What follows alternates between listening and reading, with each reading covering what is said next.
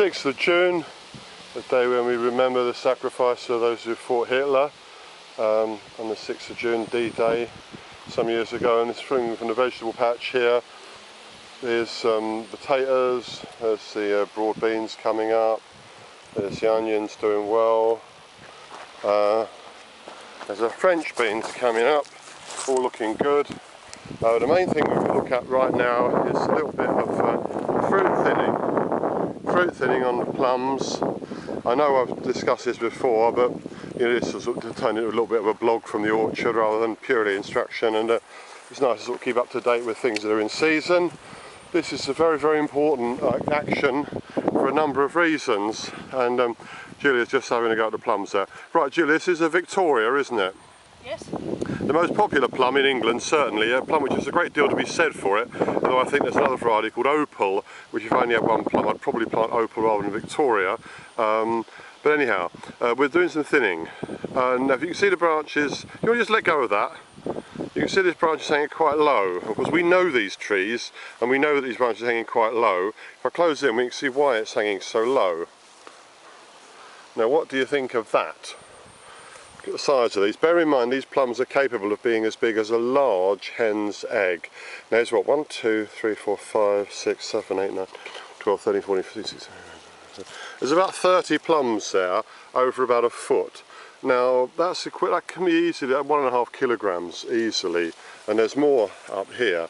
Okay, there is no prospect of the tree being able to bear this number of plums. So what Julia's going to do is cut them out. Well, first of all, you take off the damaged ones. We begin obviously with damaged ones, never mind how it got damaged, but you know, any that are damaged, you thin them out. So I'm just going to watch Julia doing this. I'd also take out any that are small or deformed.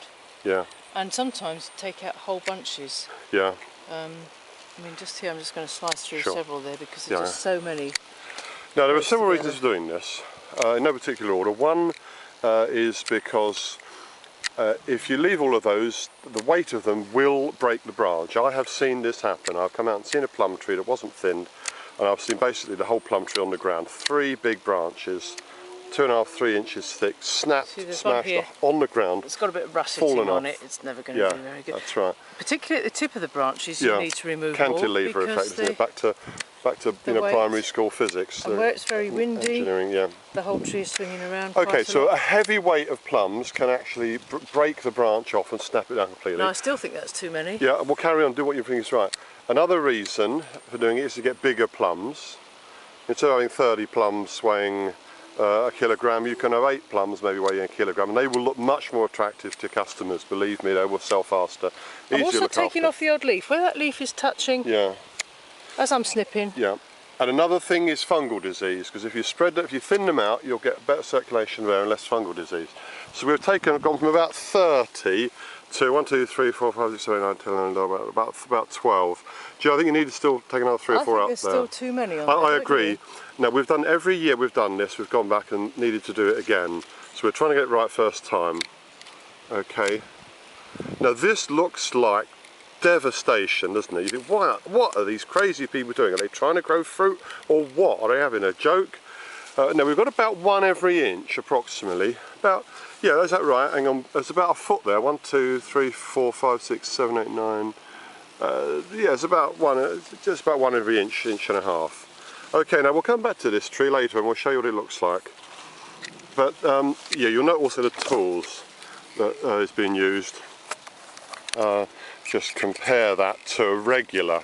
You can hold that up actually. Just compare that to a regular secateurs. You can see these are quite thin-nosed secateurs. One reason I like these Falco number 8s, but these are specifically for the job. Right tool for the right job. Get in between the stalks. You can make do with a Falco number 8, although not with a Volcut or thicker ended. But anyhow, so that's thinning of plums, and believe me, if you've got a plum that's carrying that kind of crop, if you do not thin it, you will go out one day and you will think,